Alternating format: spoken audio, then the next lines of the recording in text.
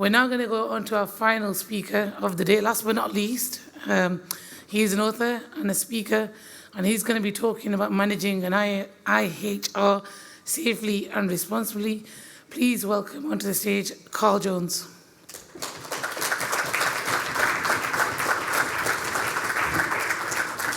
Who here wants to get paid every month for doing nothing? Hands going up? There is a proviso.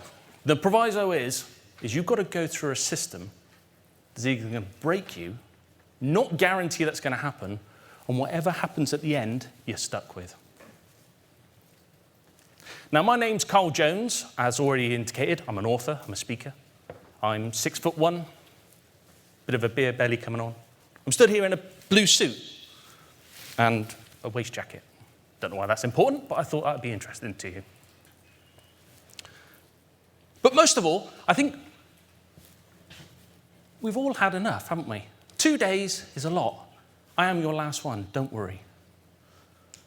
And so just to get everyone happy, we're going to do a competition. Oh yeah. I've got 2 things to give away. So, just shout out randomly whatever you want. I would like to know the name of a film that has, either in the title or in the movie itself, a caveman. One. Come on, one more. Come on, people, wake up, come on. Flintstones, yay! There we go. Look, not very exciting, but here we go. One for you. Pink or blue? I'll go with blue. Blue. And there's one over here as well. Who got it? Who got it? Oh, there we go. One pink. Is it really that tough? Oh, and by the way, I'm not going to say my weight. You can all tell. When I come up that ramp there, it bows. I should be holding, like, electric wheelchairs or something, and there I am making it bow. So, more importantly, let's talk about stress. But let's talk about stress in a fun way, shall we? Because I'm sure you've heard all the functions and everything else that's going on. But no, let's talk about stress. And everyone's been seeing these, so let's not ruin it for all. Does anybody know what these are? Bowls. Not the bowls you roll down the green. No. These are not bowls. These are very scientific implements. These are headspace. These represent what anyone can cope with, either in their life, in their day, their week, their month, their job, whatever. Some people's headspace is quite big. Others can't fit as much in. These are representative of what you can cope with. Big or small, people? Big or small? Big. There we go. It's all this side of the room doing all the work. What's the matter over there? Big? Big. Yes, big. So your headspace is what you deal with every day. That's all you can cope with. That's all your resilience can actually manage. What goes in your headspace? Problems. That's what they are. Now, before we talk about our problems, we need to talk about something else. And by the way, this is the wet zone, by the way. The wet zone, yes, splash zone coming in here. Does anybody know what this is? It's glue, yes. Not just any glue, no. This is emotional glue. And this comes in different brands, really strong and really weak. And you don't know how strong this is until the day in question, because all this is emotional glue. Had a bad day, becomes really sticky. Had a really good day, not so bad. But what's this got to do with your problems? Simple. Somebody shout out a problem they've had today, yesterday, or whenever. Toilet flushing not working. How bad is that? Bad. Especially if you had the curry the night before, but let's not go there. How bad is it? Good day, bad day? It's just a misting. Goes in the bowl. Now, the problem is with this glue is, if it's left alone, it gets really sticky, and it stays in there. However, if you phone up the plumber and you say, I've got a problem with my toilet, and he comes around the very next day, he solved your problem for you. It's out. It's gone. The problem is you might have a toilet problem. You might have run out of milk. You might have just had an argument with your eldest and they've refused to come home and saying they're moving out. Oh, that's a good thing, isn't it? No, it's not. It's a bad thing. It's a bad thing. You've had an argument. Right.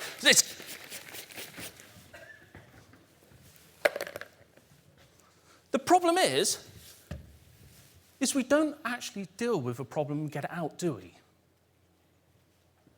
No? Yes? No, because I'll tell you what happens is you've got problem after problem after problem. And the thing is while they're in there, guess what happens? You're reminded of them, aren't you? All the time, that toilet's still not fixed. My child still hasn't come home. It's only been 5 minutes, but I'm worried about them. It goes on and on and on until you get one out. Child comes home, they're fine. After 3 minutes, you want them to leave again. But that's another story. So that is your stress. That's your situation. And this stuff is nasty. Now, that's just stress on its own. Let me talk to you about a situation that happened to me. Stress is great. We thrive on stress as cops. Is that true? Is that really true? Can we really thrive on so much stress that our bowl is getting full and we can't move anything out of it? No. So there's only a certain level that we can cope with. Okay. So picture this. I was a cop. Love being a cop. I love being in uniform. I love being on response. I love driving like a loony across town, obviously under control. But when I got there, I always loved getting out and dealing with a situation. Did that for 11 years. Okay, I was put in hospital 3 times by then, taking on 5 blokes all at once. Probably wasn't a good idea. Smashed my knee up. Being involved in a car accident, had my blue lights on and somebody rammed up the back of my police car at 50 miles an hour. Neck, whiplash, problems. But that's all part of the job, isn't it? That's what we do. No one's agreeing with me. Did I just do this by myself? Did anybody else do this? Yes. Great, thank you. So this is it, isn't it? This is what we do. This is the fun, the remote. Yes. Apart from when I was in 2011, I got sent to a domestic. Normal, average, everyone domestic. It's probably the 3rd one I did on a night shift. It's just what we do. You turn up, you deal with it. Problem is on this one, what I wasn't prepared for was what happened. The woman had been punched in the face. The 8-week-old child was still asleep upstairs in bed. And this idiot, and I will call him idiot, his name's Ricky, by the way. Ricky, the idiot, was sat on the sofa playing video games at 2 o'clock in the morning with his mate. Beer cans strewn everywhere. Find out what happened. Ricky, you're being arrested. Now, at this point, I'm just going to pause. And I'm going to tell everybody here that there is a trigger warning coming right now. Is everyone happy for me to continue? Yep. You sure? Yep. Are you happy that there's swear words involved? Yep. Definitely. Okay, right. So, Ricky, get your shoes on. You're coming with me. Normal? It's what normally happens? He leans down. And then when he comes up, I think, what's that in his hand? And he pulls out a handgun from underneath the sofa. Coffee table away, no more. Pulls the trigger 3 times. I'm a response officer. What am I supposed to do with that?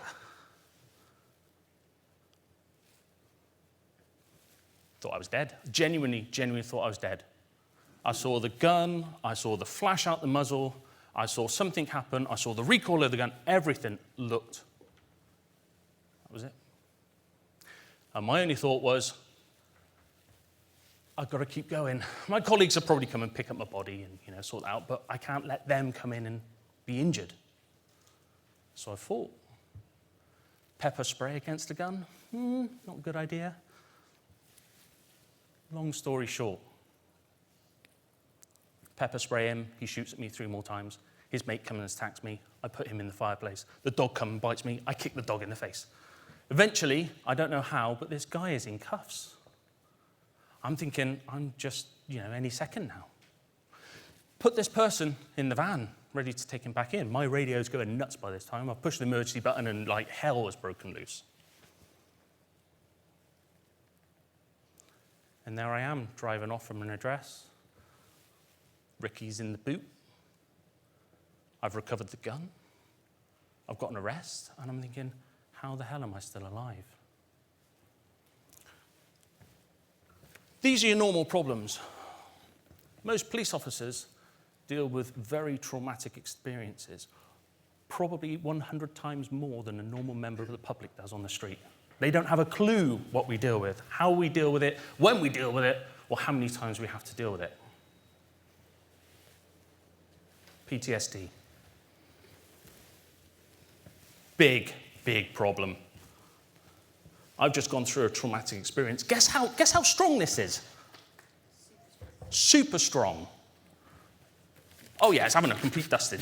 Real dusting. I mean, so much dusting that, it's like just everywhere, isn't it? I did warn you. But it's keeping going, and it goes in the bowl. For me, when I got back to the custody suite, I had to go through and tell the custody sergeant what had gone on. Too much information for some in the room, but I'm going to share it with you. I was so scared and genuinely thought I was going to be dead that my testicles had gone inside of me.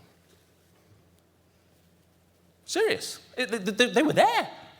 Then they were gone. Putting Ricky in front of the custody sergeant, telling the custody sergeant what happened. Custody sergeant's like that. It's true. Just at that moment, my testicles decided to reappear. And if that's never happened to you before, oh my God, that's painful. I was stood against the charge desk. Ricky was being booked in. My custody sergeant said to me, "What's the matter with you?" And I went, he didn't know what was going on. No one could tell him. I was told, "Fuck off out my custody, sergeant. Now, go!" I was gone. Out the custody suite. Disappeared. It was that point then that this stuff become nasty. I mean like super glue times 10. Because from that point on, I lost complete control of Ricky, the situation that I had managed to resolve, and everything to do with the allegation, the investigation, the court case, everything. This stuff was gloopy like anything. And everything that was in there was getting sprayed constantly. There's electrics down there. Constantly going on. Lots of control. The problem is, as we all know, life doesn't stop, does it? Carries on. More problems fill up the bowl. And do you know what? All the stuff that I thought that happened to me, fighting 5 blokes and smashing my knee up, there was actually one of these hidden in the bottom. Dealing with 2 blokes that was out on the run. When you catch them, they lift up their shirt and they got 2, I don't mean this lightly, I mean Rambo knives tucked down the front of their trousers. It's like, that's in there as well.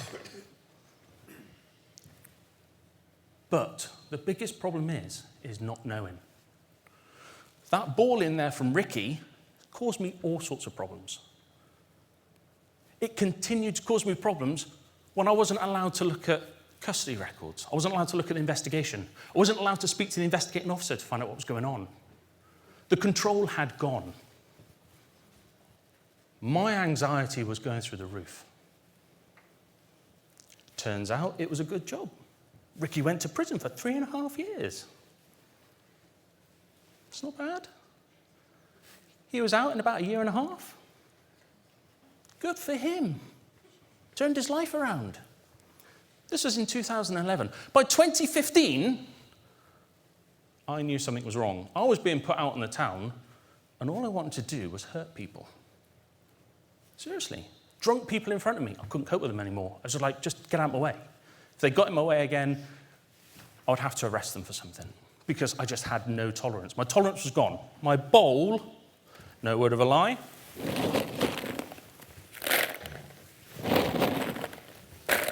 was overflowing. If you know anything about stress, when your bowl overflows and things start falling out, they turn into physical symptoms. You start getting painful stuff happen to you. Stomach cramps.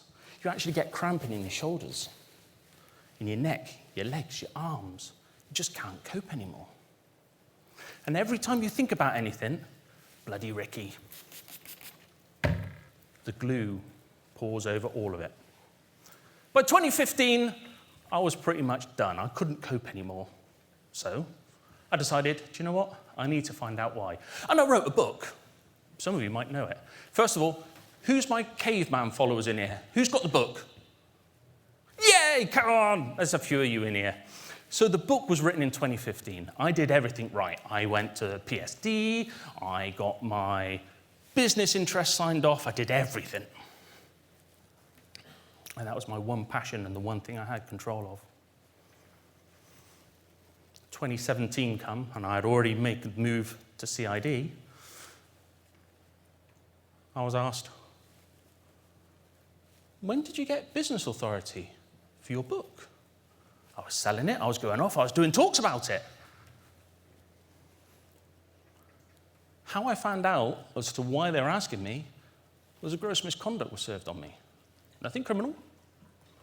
I published a book. You do not have business authority to publish this book. Yes, I do, because here's the signed documentation from the superintendent from PSD. 6 months later, they made a decision. Okay, that's fine. By this time, I was on CID. I got sent to an armed robbery that sent me over the edge again. Should we have some more going in? There's some more going in. Ricky springs back up in my mind. And the glue sets. I am now unable to move anything out of that bowl. I have no coping strategy, no coping mechanism, no capacity left. All these balls just stayed in there, the glue dried out, and they stuck. You think, great, that's fine. Until you get another gross misconduct served on you for having a book not authorized that's been published. Unauthorized business interest. Really, you go? And you look at it against the old one and you see the only thing that's different is the date. You go through the same scenario. By this time, I've moved 3 departments. I could no longer cope. My anxiety, my issues had gone. Completely out of control. But we move on. 2 more gross misconducts, 5 more postings. How much control did I have over any of this? None. But I was reminded constantly about all the stuff going on. The glue kept being sprayed on and nothing was being moved out. Come 2019, I've been diagnosed. If you don't know the individual, I won't name them, but down in Plymouth, they've got a very nice mental health individual that is actually able to diagnose PTSD. And the first time when I met Professor Greenberg, if that's a name that anybody knows, he was so concerned about me that he didn't want me to leave his practice. I was driven down there by a Federation rep, very luckily. I got in her car and we drove home. But he was very concerned. I didn't know I had PTSD. I didn't know I had problems. But suddenly it was there for all to see. Now, 2019, that was it. I couldn't do any more. The job had a look and went, you know what? Let's get rid of him. Let's get rid of him ill health retirement and gone. Yes, I'm being paid every single month for doing nothing. That's what we all wanted at the beginning, wasn't it? This is a two-way conversation. People can say yes or no. I may well be being paid every month, but suddenly my life was destroyed. My uniform was gone. My career ended. My mental health in tatters. My wife had had enough. She decided to go off and do what she wanted to do. My family ended. My house disappeared. I had no job. What can I do? Bearing in mind when I'm going through that list, my bowl's already full. Wife going off, where's that going to go? No house to live in. Oh no, this becomes a balancing act. This is all I'm concentrating on is this. I'm not looking at the bigger picture of the world. I ended up sitting in my doctor's surgery to tell them that was it for me. I was done. Luckily, I had a very understanding doctor. They looked after me, and I was able to leave there with lots of support in the background. I'm pretty sure I don't need to tell you that little bit there about what happened, but it was quite a touch-and-go moment. But ultimately, my bowl was full. I couldn't cope. The glue was dry. I couldn't get anything out. Ricky was somewhere in the bottom. There was no chance of me touching that. All the therapists I tried failed. What happens now? I'm off on my own. That's it, I'm done. If only the job had slapped me. I mean it. If someone had actually slapped me, right when all this kicked off, probably from 2015, 2017, or even at 2019, I wouldn't be where I am now, which has taken 6 years to rebuild and get to where I am. Now you're thinking, what's a slap? Yeah? No, it's not. Let me explain. Because when you get someone who's really nasty in front of you, someone you can't be bothered with, you have to end up doing something to them. Yes? No? People do that. That's what they want to do because they're bored. But they don't. Because what they need is to do is the four things. First thing they need to do when someone is struggling, their bowl is absolutely brimming, and they're gluing everything non-stop, is to give someone some stability. Because when you've got stability and some sort of control, you can start dealing with maybe one item. Get rid of it. May not be much, but it causes that individual a massive amount of relief. Give them stability. Don't post them to 12 different departments. Don't give them 12 different line managers that each time just knows that you're a problem. Give them something that they want to have part of. Talk to them. Find out what that is. Loads of people are nodding in here because we've all been there. The next thing you need to do is ask. Ask what you can do, and that's the L, and that's listen to the response. Listen to what that individual wants. What will give you stability? What is it that you want? What is it that I can do that will make your life better? That's all they need to do, and listen. Whatever that response is, we're going to have to try and make some adjustment, aren't we? But it has to be both ways. It has to be beneficial for the individual and beneficial for the organisation. And then the final one is being patient. I don't know what's going on. Took me 4 years to know that I had PTSD. I couldn't tell anybody that on the first day of my problems. Be patient with them. Let them work through the issues. Let them understand what's happening.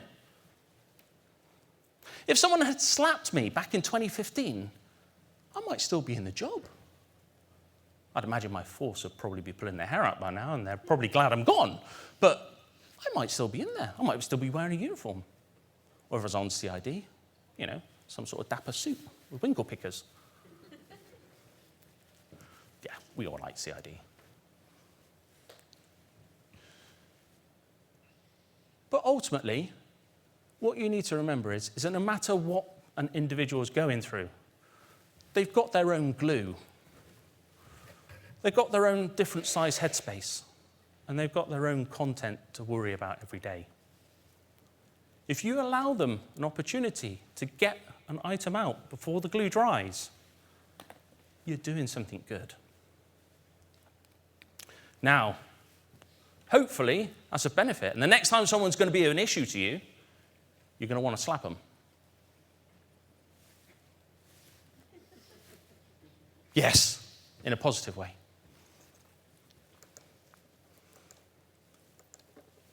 And that really is what slapping an individual is. Now, I'd really appreciate it if you like what I talk about and how I talk about it, because there's a QR code up there. And if you're interested, it'd be lovely to know what you think of my talk. Hope you found that beneficial. Thanks for your time.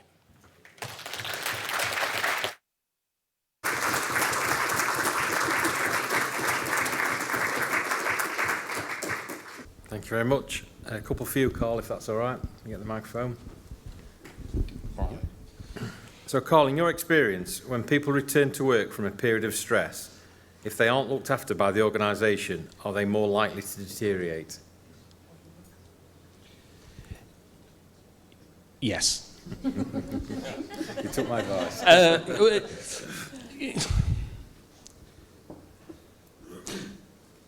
All I can say is that individuals are individuals. There's no one size fits all. There's not all that can actually have the same size headspace.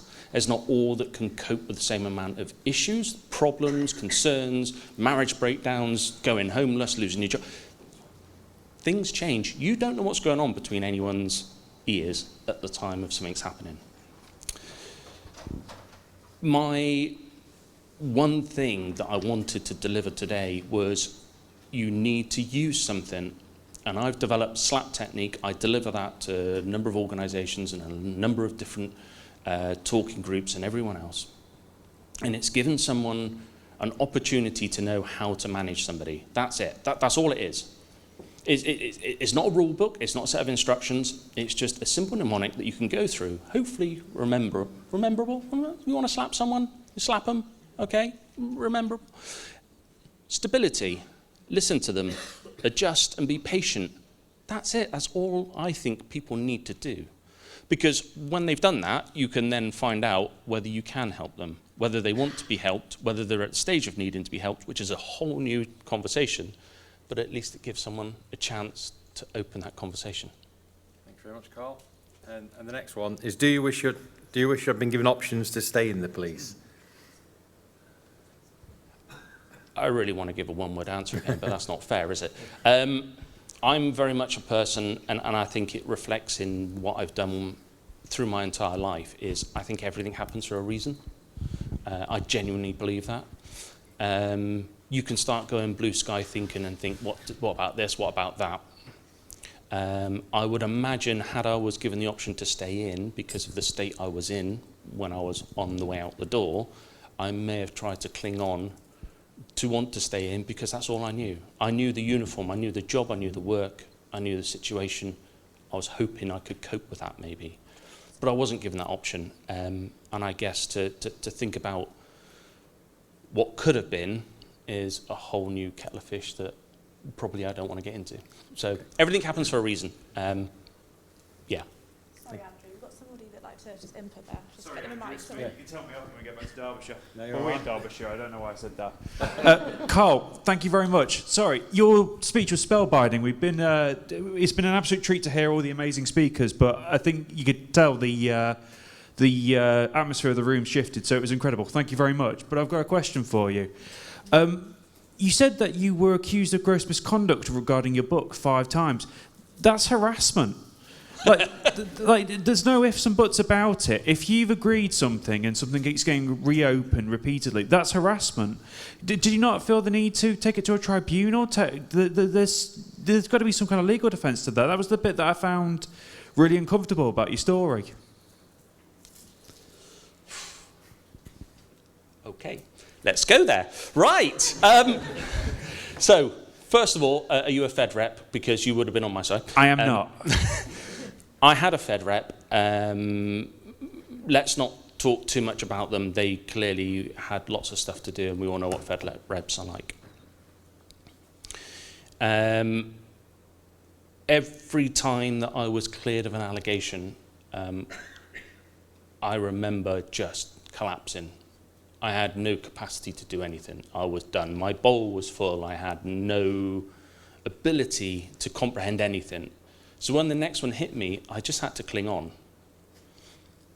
The organisation knew what was happening because I was actually emailing the Chief Constable direct and saying, this is what's going on, this is what's happening in your force. This is the impact of me. And I put in there, and I'm sure if you want to see my Freedom of Information Act of asking for all the information to come back, you'll see the email where I'm basically telling them I'm now suicidal because of the situation. I was pretty much ignored, but the problem is it was then I was only able to do what I could, and that was survive the day. I had no interest in going for justice. I had no capacity to think about what was going to happen tomorrow. I was just barely coping. And think of it of what you will, some people will come up with a thought and a process as to why people are put through this. But my thoughts are, if I lost a limb, people can see it. If something happened to me that had medical notes to say this is what's wrong with that individual, that would have been the end of it. But I had a mental health issue. I was ultimately at the very end diagnosed with PTSD. I've got anxiety and depression. We didn't cover this, but some people in the room may know this already. Whilst I was going through those allegations, I was putting away about a bottle of rum a day. That was my coping mechanism. It's depressingly common. So I had an abuse of alcohol tacked on as well. And it wasn't until 2019 I was given that information that I could go back to the job and say, this is what I've got. They had to make a decision. Funny enough, I was still interviewed for my fourth. I wasn't interviewed on any of them, but my final one, they actually rented out a hotel in my town where, because I couldn't go to the police station anymore because I was done, and for the entire morning I was interviewed by PSD, superintendent, my Fed rep and me. And my Fed rep went, Carl, I don't know any of this. I haven't had time to read up on it. Can you defend yourself?